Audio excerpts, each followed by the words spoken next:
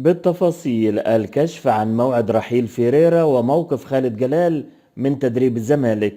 فيديو جديد وخبر جديد. كشف طارق السيد نجم الزمالك السابق عن موعد رحيل البرتغالي جيسفالدو فيريرا المدير الفني للفريق الأبيض عقب مسلسل سوء النتائج الذي وقع فيه الفريق في الفترة الأخيرة.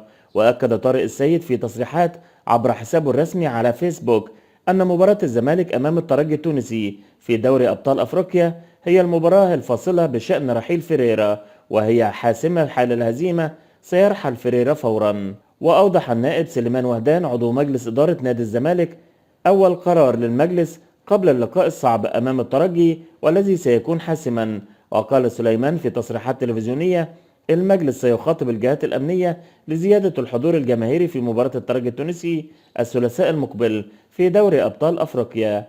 وتابع أيضا: سننتظر الحصول على أكبر عدد ممكن من الحضور الجماهيري من جانب الزمالك لأن هذه المواجهة مصيرية وسوف تحدد شكل الفريق في دوري الأبطال. يذكر أن الفريق يأتي في المركز الأخير بالمجموعة برصيد نقطة واحدة حصل عليها من تعادل سلبي مع المريخ السوداني، حيث خسر اللقاء الأول أمام شباب بلوزداد الجزائري بهدف نظيف، فيما خسر في تونس أمام الترجي بثنائية نظيفة. في اللقاء الأخير له بالدوري قبل مواجهة الترجي تعادل الفريق الأبيض مع بيراميدز بدون أهداف، ليرفع الأبيض رصيده ل 33 نقطة في المركز الخامس، فيما رفع بيراميدز رصيده إلى 39 نقطة في المركز الثاني. شكرا لحضراتكم.